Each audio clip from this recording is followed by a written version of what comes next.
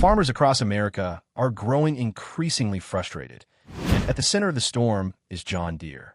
Once celebrated as a champion of agricultural innovation, the company now finds itself at odds with the very community it helped build. New policies and business practices have sparked a wave of backlash, forcing farmers to confront unexpected challenges that are reshaping the way they work.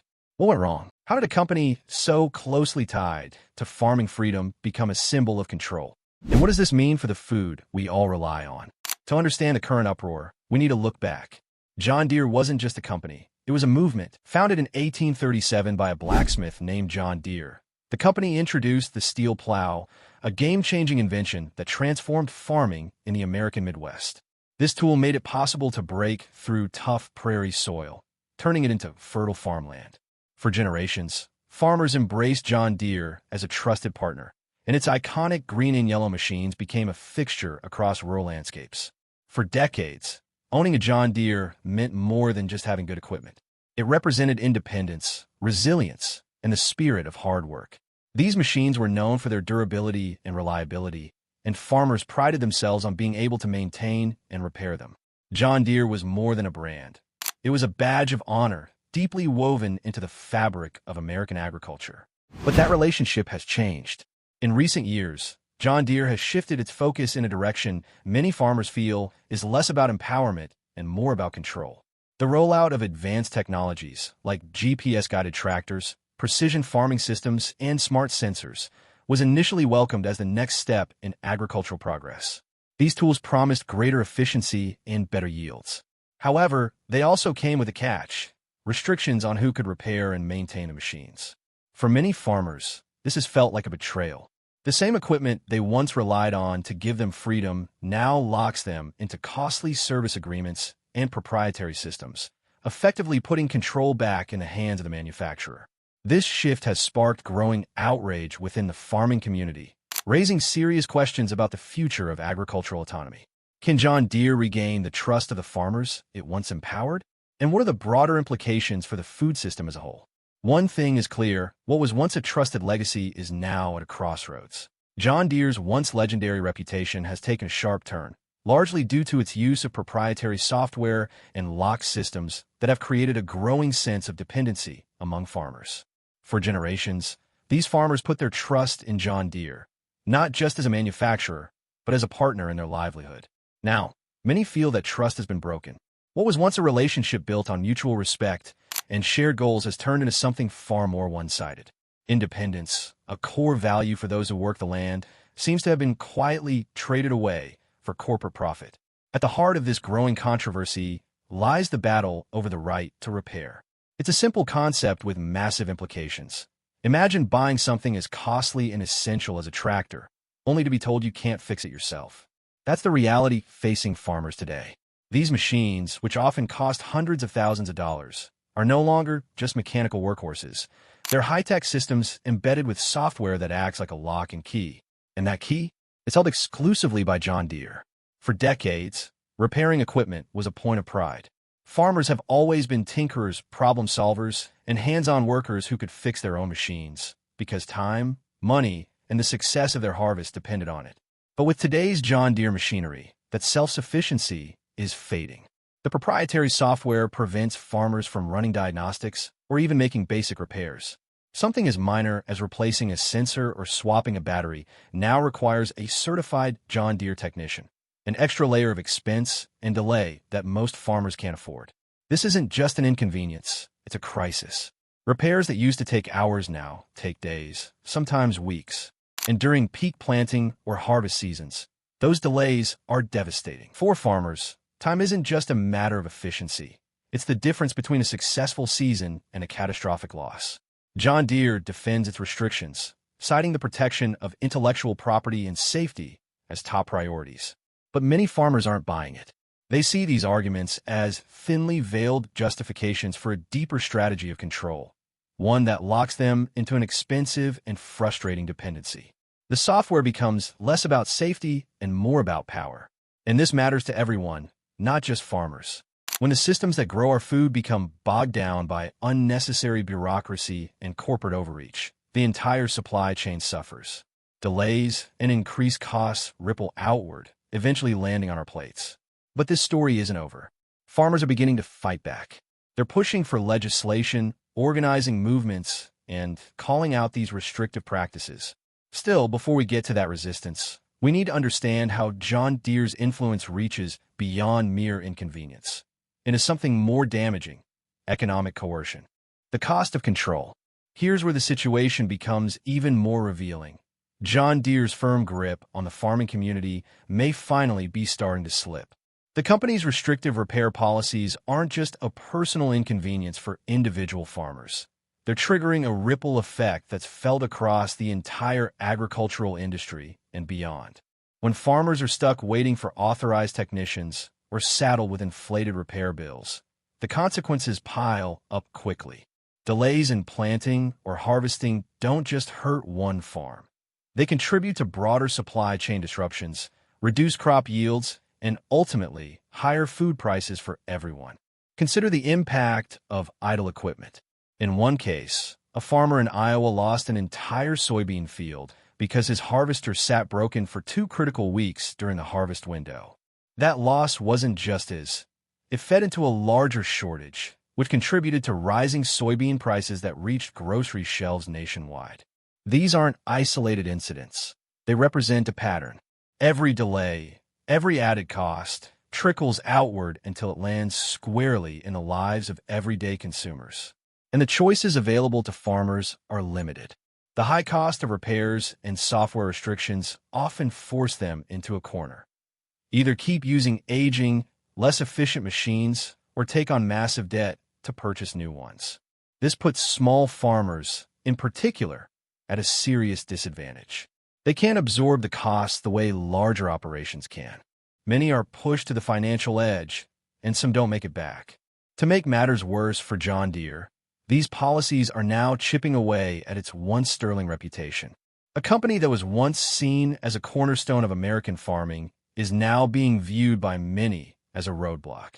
Farmers who once proudly swore by the brand are looking elsewhere, turning to competitors who offer more open repair policies and greater respect for ownership. The backlash is real, and it's building momentum fast. But what happens when the very people responsible for feeding the world decide they've had enough? Seeds of resistance. What began as isolated frustration has grown into a full-blown movement, one rooted in the demand for autonomy and fairness. Farmers aren't just venting their anger. They're organizing, advocating, and fighting for something fundamental: the right to repair. It's a demand that might seem simple. Just let people fix what they own. But it speaks to something much deeper. This is about control, about independence, about preserving a way of life that values resourcefulness and resilience. At the center of the movement is a question that strikes at the heart of ownership. If you spend hundreds of thousands of dollars on a tractor, shouldn't you have a right to fix it on your own terms? Farmers say yes, and they're tired of being told otherwise. This battle goes beyond the barn and the field. It's a broader conversation about what it means to truly own the tools we depend on. For farmers, it's about reclaiming their ability to work without unnecessary interference. For all of us, it's about supporting the people who grow our food and ensuring that a few lines of code don't get in the way of feeding the world. What began as scattered frustrations, farmers swapping stories of long repair delays and feeling powerless against John Deere's tightening grip, has since evolved into a powerful and organized resistance. At first, these conversations were confined to barns, local co-ops, and quiet corners of rural communities. But as more farmers realized they weren't alone in their struggle, their collective voice began to rise. Consumer rights advocates and organizations dedicated to repair freedom saw an opening and stepped in, helping to amplify these rural voices into a national conversation. What started as venting quickly turned into a movement, and now that movement is producing real change. In a surprising twist, farmers aren't just pushing back, they're starting to win. But how do you take on a corporate giant like John Deere?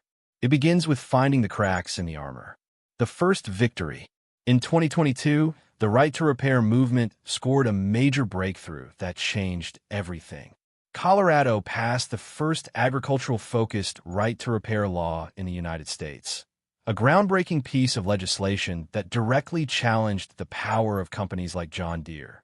The new law requires agricultural manufacturers to provide farmers and independent repair shops with access to the diagnostic tools, manuals, and replacement parts needed to fix their own equipment. For the first time, legal protections were put in place to restore a bit of the autonomy farmers had lost. This wasn't just a policy shift, it was a symbolic victory. After years of being sidelined and ignored, farmers had clear proof that their voices mattered. Colorado's law set a powerful precedent, inspiring similar efforts in other states and sparking national conversations about the broader implications of repair restrictions. Lawmakers began to see this issue as more than just an agricultural concern. It became a debate about consumer rights, corporate accountability, and economic fairness. For farmers, this moment was about more than access to tools. It was about validation. It proved that their resistance wasn't futile, that even in the face of corporate dominance, change was possible. The win in Colorado became a rallying cry, energizing farmers across the country to push for more comprehensive reforms at both the state and federal levels. Still, the fight is far from over. John Deere and its industry allies aren't backing down without resistance of their own. Legal battles, lobbying efforts, and PR campaigns have all been mobilized to maintain control over repair rights and intellectual property. But the momentum has shifted. Farmers have found their footing, and now they're not just repairing machines. They're repairing a broken system. David versus Goliath. Taking on a giant like John Deere isn't just a story about winning. It's about survival. While the passage of Colorado's right-to-repair law was a major milestone for farmers, it also revealed just how fiercely companies like John Deere would fight to maintain control. Almost immediately after the law passed, John Deere and other manufacturers ramped up their lobbying efforts, pouring money and influence into blocking similar legislation in other states. Their strategy was clear: slow the momentum, stall reform, and protect their bottom line. John Deere claims that restricting access to repair tools is necessary to ensure safety, protect their intellectual property, and prevent equipment misuse. But for farmers, these arguments ring hollow. Many see them as thinly veiled attempts to preserve a profitable monopoly. Farmers argue that safety concerns can easily be addressed through training and certification, and that the vast majority aren't interested in reverse engineering machinery. They just want to keep their equipment running. To them, this isn't about tampering or hacking. It's about fixing a broken sensor so they can get back to work before the weather changes. For small-scale farmers, the stakes are especially high. This fight isn't theoretical, it's deeply personal. The inability to make timely repairs can mean missed planting or harvest windows, financial losses, and in some cases, total collapse. As equipment prices soar and repair delays grow longer, many family farms are teetering on the edge. For these farmers, the right to repair isn't just a principle, it's a lifeline. They're not just battling for independence, they're fighting to stay in business. Yet, even in the face of such overwhelming odds, farmers are beginning to reclaim some control. And as the fight intensifies, a new dynamic is emerging: competition. As John Deere continues to double down on its closed system, other manufacturers are seizing the opportunity to disrupt its dominance. Alternatives arise. When one door slams shut, others begin to open, and that's exactly what's happening in the tractor and agricultural equipment market. With frustration toward John Deere at an all-time high, competitors are stepping in to offer more accessible, farmer-friendly alternatives. Companies like Kubota, AGCO, and CNH Industrial are gaining momentum by prioritizing flexibility and support over control. Kubota, for instance, has made a name for itself by producing compact, versatile tractors that are especially well-suited for smaller farms. Their equipment tends to be more affordable, easier to maintain, and often doesn't come with the same repair restrictions that have alienated so many John Deere customers. Similarly, AGCO and CNH Industrial are working to position themselves as allies to farmers, emphasizing transparency, accessibility, and a willingness to listen. This shift in the market is creating new opportunities, not just for farmers, but for innovation and competition. It's forcing the industry to reconsider what loyalty really means in modern agriculture. Once, owning a John Deere was a badge of honor, a symbol of trust. But today, that loyalty is being tested, and more farmers are choosing function and freedom over brand legacy. As more alternatives arise, the message is becoming clearer. Farmers have options. And when given the choice, many are choosing empowerment over restriction. The battle is far from over, but one thing is certain. Farmers aren't backing down, and the agricultural landscape is starting to shift beneath John Deere's feet. These new players in the agricultural equipment market aren't just stepping up with flashy features. They're offering something farmers have been desperately missing: freedom. Companies like Kubota are winning over hearts and minds with machines that are not only more affordable, but also come with repair policies that respect the farmer's right to maintain their own equipment. For those who felt locked out by John Deere's strict control, Kubota's approach feels like a breath of fresh air. AGCO, the maker of well-known brands like Fendt and Massey Ferguson, is following a similar path.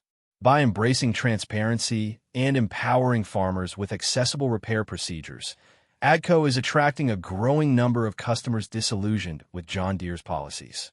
Their pricing is competitive, and more importantly, their support model puts farmers back in the driver's seat, literally and figuratively.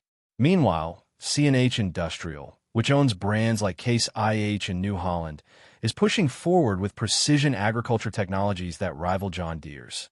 But unlike Deere, CNH's approach doesn't involve restrictive repair practices, and that distinction is making a noticeable impact.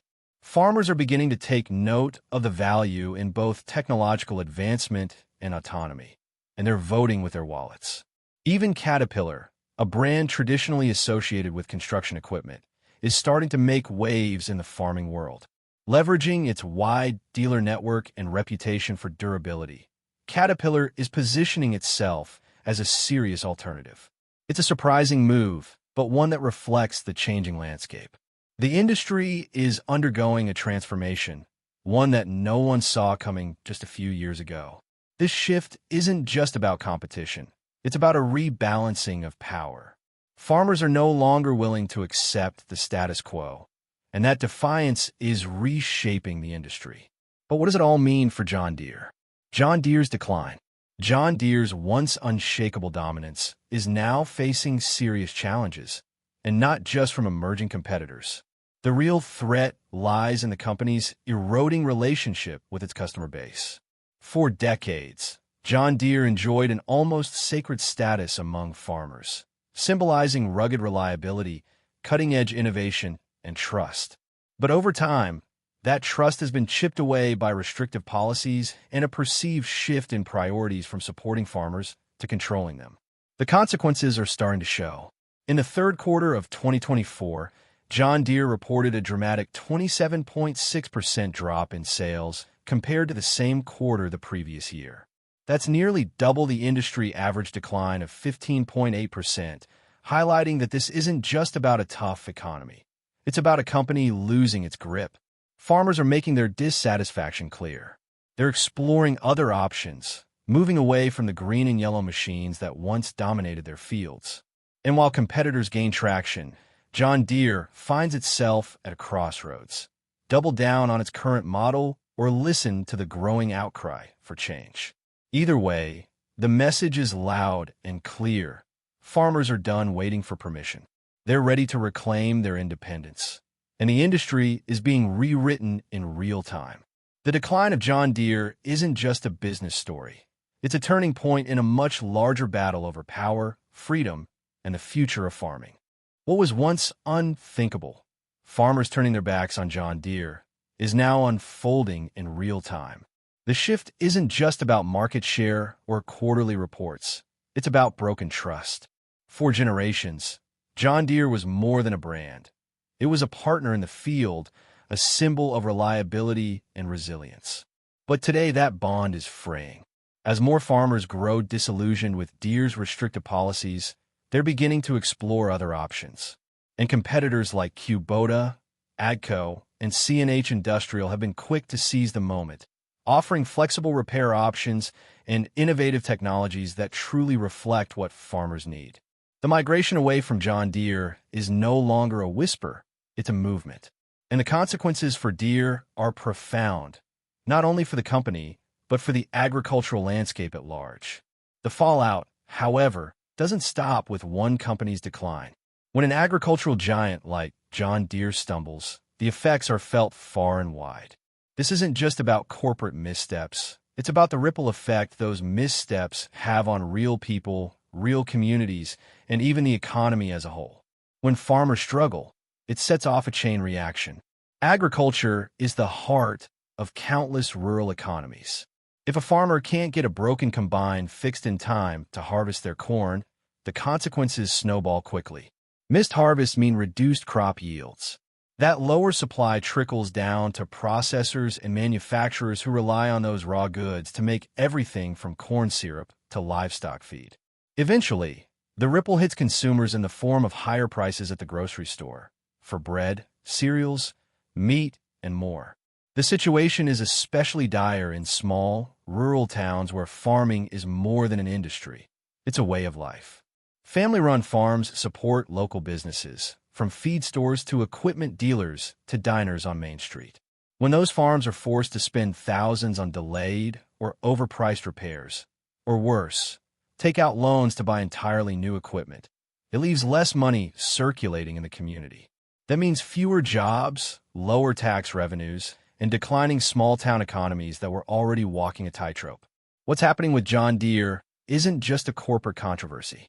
It's a story about how one company's policies are reshaping the fabric of rural America. And as the resistance grows and alternatives rise, the entire system is being tested, raising a critical question: who really holds the power in America's fields? Small businesses are feeling the squeeze, and the financial strain isn't just hurting farms. It's shaking the economic stability of entire rural regions. These challenges have a ripple effect that stretches far beyond crops and equipment. As the cost of farming rises and independence erodes, farmers are facing not only financial stress, but a growing mental health crisis. Many already operate on razor-thin profit margins, and now, the fear of financial collapse hangs over them like a storm cloud. Add in the inability to fix their own equipment, and the pressure becomes overwhelming. This isn't just an economic issue. It's a deeply human one, touching lives and livelihoods across America's heartland and beyond. What's happening here isn't isolated. It's a global concern. When farmers suffer, food systems everywhere feel the impact. But behind the statistics and policies are real people struggling to keep their farms and dignity intact. Let's look closer at what this battle really means on a personal level. For many farmers, this isn't just a frustrating situation. It's a fight for survival. Imagine losing your entire livelihood because of a single broken machine, and worse, being unable to fix it because a corporation has locked you out. That's the reality many face. In farming, timing is everything. Missing a planting or harvesting window by even a few days can mean the loss of a whole season's income. Combine that with skyrocketing repair costs, debt, and restrictive service policies, and you've got a dangerous storm that threatens to wipe out family farms across the country. Take Sarah, for example, a dairy farmer in Wisconsin. When her milking machine broke down, she discovered that she couldn't repair it herself or even hire someone local. Under John Deere's policies, only certified technicians could do the job. So, she had to wait nearly 2 weeks for service. In that time, her milk production plummeted, costing her thousands of dollars. But the real loss wasn't just financial, it was emotional. For Sarah, it was a stark reminder of how dependent and vulnerable farmers have become in a system where the odds are stacked against them. This issue goes beyond dollars and cents. It strikes at the heart of farming culture. Farmers have always taken pride in their independence, their ingenuity, and their ability to fix what's broken. Now, many feel like that self-sufficiency is slipping through their fingers. What used to be a lifestyle rooted in resilience and pride is being overshadowed by frustration, fear, and a sense of losing control over their own work. This fight, at its core, is about more than machines. It's about reclaiming that control, that dignity, and that way of life. For small-scale farmers teetering on the edge, the pressure is relentless. Every delay, every unexpected repair bill, pushes them closer to shutting down. And when those small farms disappear, the consequences hit everyone. Local food systems suffer, rural communities lose essential sources of fresh produce, and the agricultural ecosystem becomes less diverse and more centralized. That loss of diversity doesn't just weaken communities. It makes the entire food supply more vulnerable to disruptions. But here's the twist. Farmers aren't backing down. As the stakes rise, the fight for the right to repair is breaking out of the barn and into courtrooms and legislative halls across the country. Legal battles and corporate fear. So why is John Deere so determined to keep control? The answer lies in something bigger than software: power. The legal battle over the right to repair has become a symbolic fight over who truly owns the tools of production. Farmers argue that if they bought the equipment, they should have full ownership, including the right to fix it. John Deere, on the other hand, claims that access to diagnostic tools and embedded software poses safety and intellectual property risks. But dig a little deeper, and it becomes clear this is about control and profit. By keeping diagnostic software and tools locked behind proprietary systems, John Deere ensures farmers must come to them and pay a premium every time something goes wrong. It's a closed-loop system, and it's highly profitable. That's why farmers and advocacy groups have taken their grievances to court, arguing that these practices are anti-competitive and exploitative. They claim the company's tight grip on repairs is a modern form of monopolization, one that hurts small businesses and stifles innovation.